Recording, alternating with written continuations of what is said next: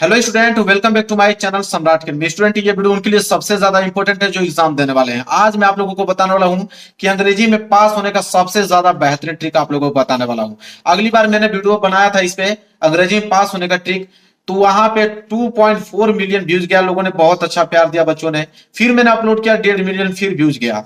बच्चे ने बहुत अच्छा कमेंट किया कि नहीं सर, आपकी वीडियो देखकर जिंदगी बदल गई, हमें इंग्लिश में कुछ नहीं आता था फिर भी हम लोग पास हो गए। ठीक है, तो इस वीडियो में आप लोगों को फिर उसी तरह मैं आप लोगों को इस बार भी बताने वाला हूं कि अगर आप अभी तक कुछ नहीं पढ़े हैं फिर भी हो जाएंगे आप पास। अगर इंग्लिश का आपका एक अक्षर भी नहीं आता है, इंग्लिश का अगर आपको ई भी नहीं आता है, फिर भी मैं आपको पास करा के दिखा दूंगा, गारंटी है मेरी। ठीक है, यूट्यूब पर ढूंढ लेना, कहीं पे भी आप लोगों को ऐसा वीडियो नहीं मिलेगा। मिलेगा तो सिर्फ हमारे ही चैनल पे आप लोगों को मिलेगा।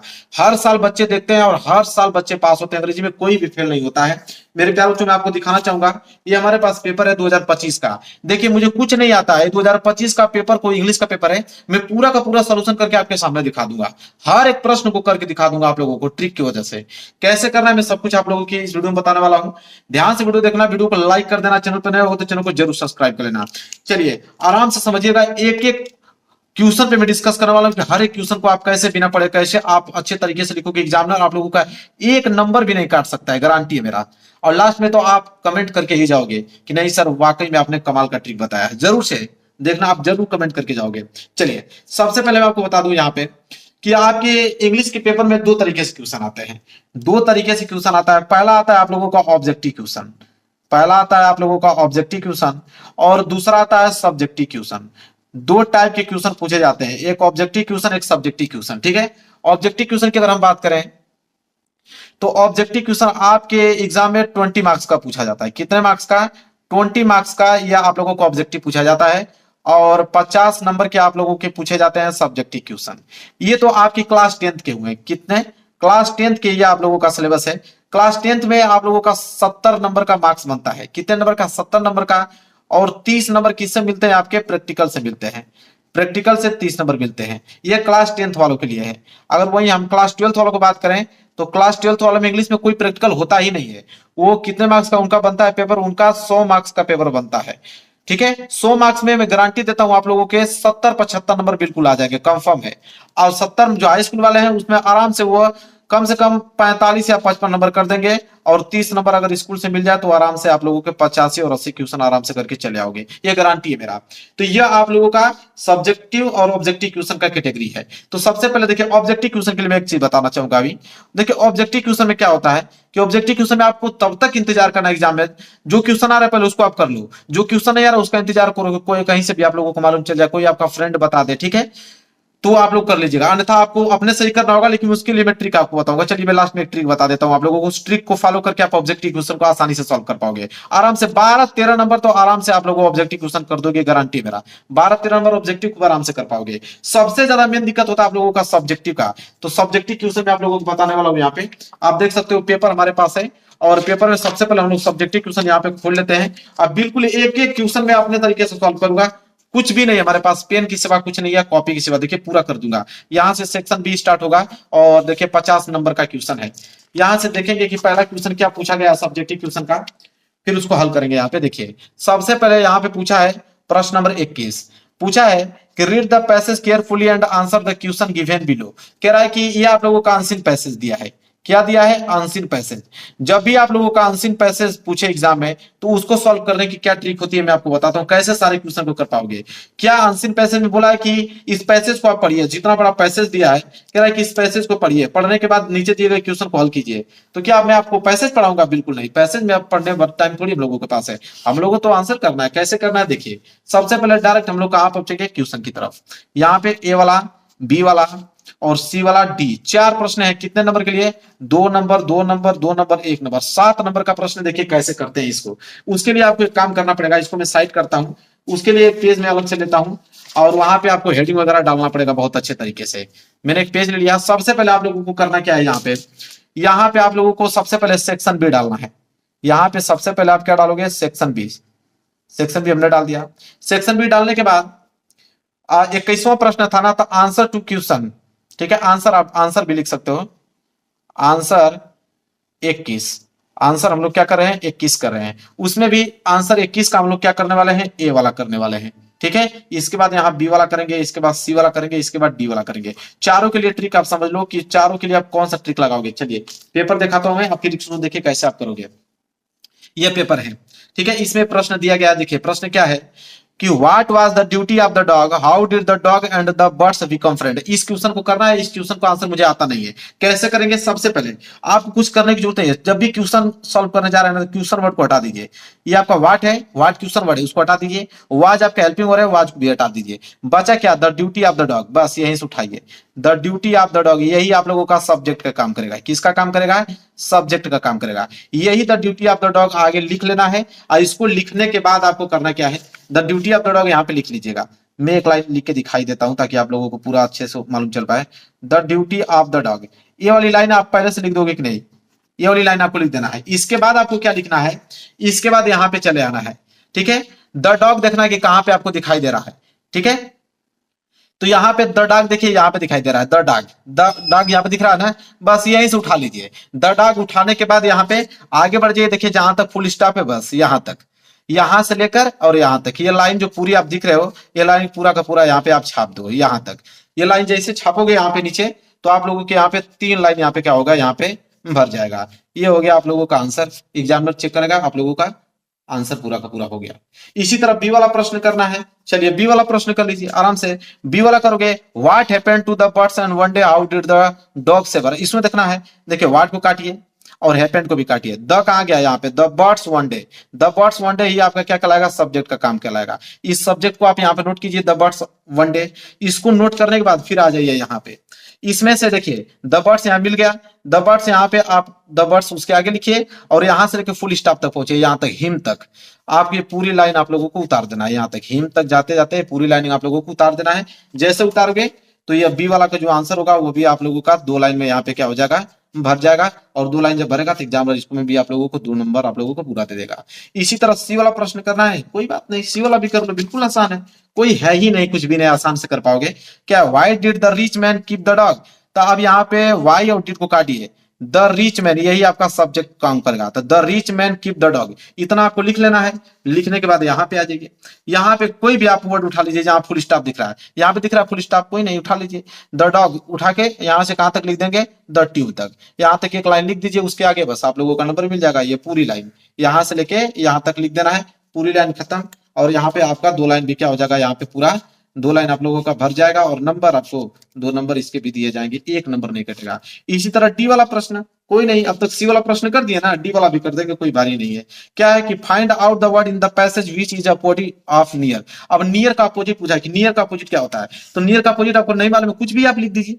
नियर का अपोजिट आपको मालूम नहीं है, कुछ भी लिख दीजिए। यहां से द ड्रैग उठा लीजिए, ड्रैग नहीं आ रहा आप लोगों को, इनफ उठा लीजिए, इनफ नहीं आ रहा है फार उठा लीजिए। तो फार ही तो होता है, नियर का अपोजिट फार होता है, लेकिन नहीं मालूम है तो आप ड्रैग लिख सकते हो, इनफ लिख सकते हो, कुछ भी लिख सकते हो, गॉट अप लिख दो, कोई दिक्कत नहीं है, आप लोगों को नंबर मिल जाएंगे, टेंशन लेने की जरूरत नहीं है।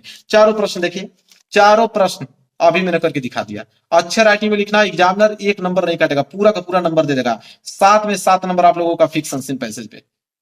कोई दिक्कत है आप लोगों को, कोई दिक्कत नहीं। इसके बाद अगला प्रश्न 22वां प्रश्न देखिए क्या है, कह रहा है कि answer any of the following, 4 number के लिए क्या है उसको देखते हैं। तो यहाँ पे 4 नंबर के लिए प्रश्न पूछा गया है कि write an application to the principal your college school requesting him to grant full fees concession. यहाँ पे एप्लीकेशन लिखना है, अगर ये नहीं करना चाहते हो तो बी वाला कर दो, write a letter your inviting him to attend your sister brothers marriage. अब मेरे प्यारे बच्चों ध्यान से समझो, यहाँ पे एप्लीकेशन लिखना है और ये लेटर लिखना है। लेटर और एप्लीकेशन लिखने का तरीका मैं आप लोगों को बताता हूँ। देखिए लेटर और एप्लीकेशन लिखने का तरीका क्या है, सबसे पहले आप लोगों को आंसर डाल लेना है। क्या डाल लेना है, आंसर। अब आंसर 22 कर रहे हो ना तो आंसर 22 कर दो, आंसर 22 का आप ए कर रहे हो ना तो ए जरूर डाल दो, लेटर कर रहे हो तो यहाँ पे लेटर लिख दो, या एप्लीकेशन कर रहे हो तो यहाँ पे एप्लीकेशन लिख दो। जो भी करना चाह रहे हो, लेटर या एप्लीकेशन, यहाँ पे आप लोगों को लेटर एप्लीकेशन हेडिंग जरूर डाल देना है। इतना डालने के बाद कुछ करने की जरूरत है, बस आप लाइन याद कर लो। टू के बाद कामा लगाओ, द प्रिंसिपल, क्या लिखोगे, टू द प्रिंसिपल। ये लाइन आपको याद होनी चाहिए, टू द प्रिंसिपल। अब यहाँ पे अपने स्कूल का नाम लिखो, इतना तो आप कर ही सकते हो ना। स्कूल के नाम लिखने के बाद उसके नीचे आप क्या लिखोगे, डेट। डेट तो आपको मालूम ही होगा। डेट लिखने के बाद यहाँ पे लिखोगे सर, क्या लिखोगे, सर, कामा लगा के रिस्पेक्टफुली। बस यही तरीका है, मेन यही है, रिस्पेक्टफुली। रिस्पेक्टफुली जैसे एग्जामिनर देखेगा, नंबर आपको पूरा दे देगा। इसके बाद बीच में क्या लिखोगे? अरे बीच में लिखने की क्या जरूरत है? बीच में लिखने के लिए तो बहुत सारी चीजें हैं। ये पैसेज था ना, इस पैसेज में से उठा लो, कहीं से भी उठा लो। यह है ना द डॉग, यहीं से उठा लो। द बर्ड्स, द बर्ड्स उठाने के बाद आप यहाँ पे एंग्री तक, द बर्ड से लेकर एंग्री तक आप छाप दीजिए। द वर्ड से लेके एंग्री तक जब यहाँ बीच में छापोगे तो ये पूरी की पूरी 4 लाइन भर जाएगा। जब पूरी की पूरी 4 लाइन भर जाएगा, लास्ट में बस आप लोगों को लिखना है, यहाँ पे लास्ट में लिखना है थैंक यू। क्या लिखना है? थैंक यू, बहुत जरूरी है, थैंक यू। और योर ओबीडियंटली, ये याद कर लो। योर ओबीडियंटली मतलब आपका आज्ञाकारी शिष्य। योर ओबीडियंटली, और नाम नहीं लिखना है आप लोगों को, नाम नहीं लिखना है, XYZ लिख देना या ABC लिख देना। ठीक है, इतना काम हो गया, बस हो गया, इतना ही तो काम करना है। यहाँ पे नीचे क्लास लिख देना, कौन से क्लास में हो, बस आप लोगों को पूरे के पूरे नंबर दिए जाएंगे। तो चाहे वो लेटर लिख लो चाहे एप्लीकेशन लिखो, यही तरीका है, दोनों में काम आएगा। लेटर लिख दो, एप्लीकेशन लिख दो, हो गया काम आप लोगों का। इतना आसान है आप लोगों का पास होना कि आपको क्या ही बताया जाए। आगे देखिए, अगला प्रश्न देखते हैं। और प्रश्न नंबर 23वां क्या है कि answer any of the following in about 80 to 100 word. 80 से लेकर 100 वर्ड में लिखना है। और यहाँ पे बोला है कि right report of science exhibition, और यहाँ पे right article importance of taking. कुछ करने की जरूरत नहीं है इसमें, आप लोगों को हिंट तो दे ही रखा है, मेन है हिंट, हिंट से ही हेडिंग बनाना है। देखिए यहाँ पे डेट लिखा है, पहली हेडिंग डेट, तो डेट डाल लेना हेडिंग। डेट डालने के बाद फिर इनॉग्रेशन हेडिंग डाल लेना। इनॉग्रेशन के बाद मॉडल, फिर एग्जिबिटिंग, फिर gathering, overall impression and expensive. सबका एक एक हेडिंग बना लो। एक हेडिंग आपने बना लिया, उसका आंसर कहां से लिखोगे? देखो आपके इंग्लिश के पेपर में 3 अनसिन पैसेज देता है, मतलब 3 पैसेज देता है। एक अनसिन पैसेज, 2 पैसेज देता है। एक पैसेज यहाँ पे शुरू में ही आपको दिखाई देगा। तो एक हेडिंग डालकर यहां से लेकर और यहां तक लिख दो एक लाइन में। इसी तरह दूसरी हेडिंग डालकर यहां से लेकर एक लाइन यहां लिख लो। तीसरी हेडिंग डालकर यहां से लेकर यहां लिख लो। चौथी हेडिंग डालकर यहां से लेकर यहां तक डाल लो। पांचवी हेडिंग डालकर यहां से लेकर यहां तक लिख दो। बात खत्म हो गया भाई आप लोगों का। ठीक है, कंप्लीट हो गया। कोई दिक्कत, कोई भी डाउट आप लोगों को बिल्कुल नहीं होना चाहिए। समझा दिया आप लोगों को। यहाँ पे आर्टिकल लिखना हो तो यही काम करना। ठीक है, आर्टिकल भी लिखना होगा या रिपोर्ट लिखना हो, दोनों के लिए यही है। हिंट आपको दे रखा है। हिंट देखिए, introduction, keep our body active, tension free and happy all days, better contraction, फिर स्टडीज, कंक्लूजन। तो आप लोगों हेडिंग की मेन जरूरत है। हेडिंग, हेडिंग आपको मालूम चल गया है। हेडिंग डालिए, पैसेज में से एक लाइन छाप दीजिए। फिर हेडिंग डालिए, पैसेज में से कहीं से बीच में से उठा के एक लाइन छाप दीजिए। फिर हेडिंग डालिए, बीच में से कहीं पैसेज उठा के एक लाइन छाप दीजिए, हो गया। तो आर्टिकल लिखना हो या आप लोगों को रिपोर्ट लिखना हो, दोनों हो जाएगा। चलिए आगे प्रश्न देखते हैं। 24वां प्रश्न क्या है? कह रहा है कि rewrite the following by changing indirect speech. मेरे प्यारे बच्चों, इनडायरेक्ट स्पीच में चेंज करना है। जब भी इनडायरेक्ट स्पीच आ जाए, the father said to daughter, said to जहां है ना, सेड टू को हटाकर टोल्ड टू लिख दो। जब भी चेंज कर रहे हो पैसे, अरे यहाँ पे इनडायरेक्ट स्पीच में, तो सेड टू को हटाकर टोल्ड टू लिखो। कामा को हटाकर यहाँ पे आप दैट का प्रयोग कर सकते हो, दैट का प्रयोग करो, या यहाँ पे आप एडवाइस का प्रयोग कर सकते हो। ठीक है, दैट या एडवाइस का प्रयोग कर लो। और जब भी आप लोगों का अगर इन्वर्टेड वहां से क्वेश्चन मार्क से स्टार्ट हो रहा है, एक क्वेश्चन वर्ड है वाई, तो क्वेश्चन को हटाया नहीं जाता। दैट के बाद आप वाई लिख लो, why are you disturbing in this. अब यहाँ पे आर है ना, तो जब भी देखिए इज एम आर, जब भी आए तो उसके जगह आप जब भी चेंज करो तो वाज या वर का प्रयोग कर दो। ठीक है, वाज या वर का प्रयोग कर दो, बस हो गया आप लोगों का। बस इतना ही किया जाता है। इसके बाद change the following in passive voice. Passive voice में चेंज करना। पैसिव वॉइस का तरीका मैं बताता हूं। इसे बोलते हैं सब्जेक्ट, इसे बोलते हैं ऑब्जेक्ट, इसे बोलते हैं अदर वर्ड। तो पैसिव वॉइस में सबसे पहले ऑब्जेक्ट को सब्जेक्ट बना जाता है। तो पहले आप लिखोगे वेरी वेल, पहले आप वेरी वेल, और इसमें देखो पहले ऑब्जेक्ट लिखोगे, इसके बाद आप वर्ब का थर्ड फॉर्म लिखोगे, फिर बाय लिख देना, फिर सब्जेक्ट लिखना। जैसे आई है तो आई का क्या हो जाता है? मी हो जाता है। यह वेरी वेल आगे चला जाएगा। ठीक है, नो तो नो का थर्ड फॉर्म नॉन हो जाएगा, फिर नॉन बाई, फिर यहाँ पे मी लिख देना, बस हो गया। यही तरीका होता है। ऑब्जेक्ट लिखिए, वर्ब का थर्ड फॉर्म लिखिए, बाई लिखिए, फिर सब्जेक्ट लिखिए, काम खत्म। इसके बाद आप पंक्चुएट द फॉलोइंग, चिन्हों का प्रयोग कीजिए। तो चिन्हों का प्रयोग देखिए, I said to Shyam you will not fail in the work hard. अब इसको चिन्हों का प्रयोग करके एक बात याद रखना है। सबसे पहले मेन बात यह है कि पहला अक्षर कैपिटल लेटर होना चाहिए। पहला अक्षर क्या होना चाहिए? कैपिटल लेटर होना चाहिए। तो पहला अक्षर को आई को कैपिटल कर दो। अधिकतर 90% आप लोगों का डायरेक्ट स्पीच आता है। डायरेक्ट स्पीच मतलब इन्वर्टेड कामा लगा होना चाहिए। जैसे I said to Shyam, Shyam आ गया ना, तो यहाँ पे आप लोगों को कामा लग जाएगा, फिर यहाँ बीच में डबल विंडो कामा, फिर डबल विंडो कामा से क्लोज हो जाएगा। बस यू जब इन्वर्टेड कामा में लिख रहे हो तो यू का आपका पहला अक्षर बड़ा होना चाहिए, ये याद रहे आप लोगों को। इसके बाद देखो आई आपका बड़ा अक्षर होना चाहिए। जब भी नाम आ जाए तो नेम हमेशा, नेम का पहला अक्षर हमेशा कैपिटल होता है, इस बात को आप याद रखना। तो नेम का पहला अक्षर कैपिटल होता है। और जब भी सैड आपको दिखाई दे, समझ लेना कि यहाँ पे कामा लग के डबल इंटू कामा के अंदर क्लोज होगा, आप लास्ट में आप फुल स्टॉप लगाओगे। यही काम 90% यही आता है, इनडायरेक्ट स्पीच का ही आता है। इसके बाद डी है translate the following into English. अब मेरे प्यारों को कुछ करने की जरूरत नहीं है, आपको इसका ट्रांसलेट करना है, कुछ नहीं, आप बस हेडिंग डाल लो और इसका ट्रांसलेट करना है ना। आप पहुंचिए पैसेज के पास। देखिए एक पैसेज जोड़ दिया, मैं कहा हूं ना कि 3 पैसेज आते हैं आपके एग्जाम में, 3 पैसे, उन्हीं तीनों पैसेज में से छाट के लिखना है।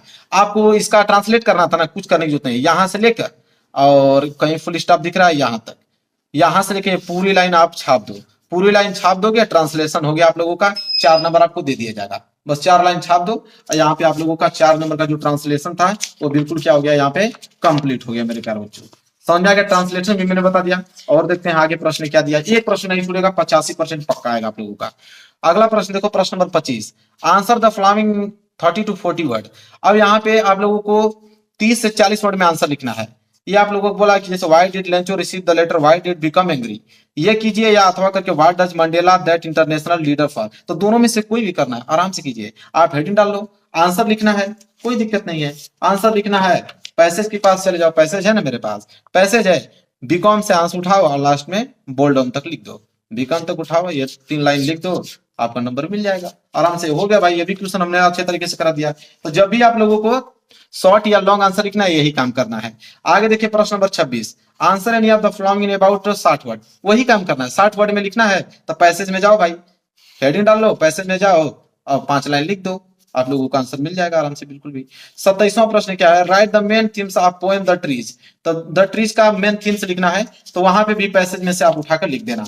मेन आप लोगों को यहाँ पे होगा, देखिए कि अगर आपको पोएम लिखना होगा तो कैसे लिखो। पोएम तो बहुत आसान है, जैसे write the lines from an poem prescribed in your paper, do not copy the line given question paper. अब आपको पोएम लिखना है 4 लाइन का, तो पोएम के लिए कहां जाओगे, अरे पोएम के लिए कहां जाओगे भाई, पोएम के लिए पैसेज के जाओगे, पैसेज आपके पास है ना। 4 लाइन का पोएम लिखना है ना, देखो यहां से उठाओ, 1 लाइन यहां तक लिख दो, दूसरी की लाइन यहां से हो जाएगा, तीसरी की लाइन यह हो जाएगा, चौथी की लाइन यहां हो जाएगा। लगातार नहीं लिखना है। देखे लिखने का तरीका क्या होता है, मैं आपको बता देता हूँ। ठीक है, मैं एक पेज ले लेता हूँ तो आपको दिखा देता हूँ कैसे लिखा जाता है पोयम। पोयम ऐसे लिखा जाता है, यहां से लेके यहां तक थोड़ा सा वर्ड लिख दिया, दूसरा वर्ड यहां से लेके यहां तक लिख लिया, तीसरा वर्ड यहां लिख लिया, चौथा वर्ड यहां लिख लिया। अब पोयम में बस एक चीज आप बस याद रखना, इसके बाद नंबर मिल जाएंगे। पोयम में आपको होना चाहिए, यहाँ पे आप लोगों को कामा, यहाँ पे डबल कामा, फिर यहाँ पे आप लोगों को फुल स्टॉप, या इस तरह, बस यही काम करना है। बाकी आप पैसेज में से 4 लाइन छाप दो, हो गया भाई, नंबर मिल गया आप लोगों का पोयम में, पोयम कंप्लीट हो गया भाई। चलिए देखिए कैसे पास नहीं हो गया, इतना तरीका पास होने का ना, कि इसी तरह एग्जामिनर को मालूम नहीं चलेगा, पास हो जाओगे। इसी तरह 28वां, write and central idea of any flowing. ठीक है, सेंट्रल आइडिया लिखना है, डस्ट ऑफ स्नो का, द टाइगर, द जू का, the ball poem. Central idea कभी भी लिखना है हेडिंग डालकर, जैसे डस्ट ऑफ स्नो को लिखना है, हेडिंग डालो the dust of snow. Passage में चले जाओ, कोई भी पैसेज, मैंने बताया ना 3 पैसेज है आपके पेपर में। कितने पैसेज आएंगे, 3 पैसेज दिए गए हैं, और तीनों पैसेज में से आपको छाट छाट के लिखना है। जैसे आपको सेंट्रल आइडिया लिखना है ना, बस यहां पहुंचे, द रिच मैन, यहां से लेकर और नाइट तक आप लिख दीजिए, और रिच मैन से लेकर एट नाइट तक लीजिए, ये हो गया आप लोगों का सेंट्रल आइडिया। नंबर देखिए कैसे मिलेगा, बस आप अच्छे राइटिंग बस लिखेगा, नंबर आप लोगों को तो भर भर के मिलेंगे, कोई फेल नहीं करेगा, गारंटी है मेरा। इसके बाद आइए 29वां प्रश्न, answer any of the following in 30 to 40 word. वही चीज आंसर लिखना 30 से 40 वर्ड में, तो वही चीज पैसेज में से उठाइए, आंसर लिखते जाइए, 4 लाइन 5 लाइन का बन गया भाई। इसके बाद फिर 60 वर्ड में लिखना है, वही लॉन्ग आंसर आ गया 4 नंबर के लिए, वही काम करोगे, पैसेज में से उठाओ और लिखते चले जाओ। मेरे प्यारों जो पेपर खत्म, आपके आंखों के सामने मैंने पूरा का पूरा इस पेपर को सॉल्व कर दिया, पूरा का पूरा पेपर 95% फिक्स। राइटिंग बस अच्छी होनी चाहिए, इसके बाद आप लिख दो पूरा 95 नंबर फिक्स इंग्लिश में पास होने का। मेरे प्यारों तो यही तो है इंग्लिश में, क्यों घबराते हैं आप लोग, ऐसे ही करना होता है। समझ में आ गया आप लोगों का, हलवा हो गया है क्या है। आप तो जब भी पेपर आएगा भैया आप पेपर लेके आओ, मैं करना चालू करता हूं। तो वीडियो को लाइक कर देना, आप देखिए कमेंट करके ही जाओगे, इतना बेहतरीन तरीका मैंने बता दिया आप लोगों को। चलिए मिलेगा नेक्स्ट वीडियो में, तब तक के लिए धन्यवाद। चैनल को सब्सक्राइब नहीं किया तो कर लीजिए, पूरा विषय का ट्रिक मैं आपको बता दूंगा, पूरा विषय का ट्रिक, जाके पास हो जाइए।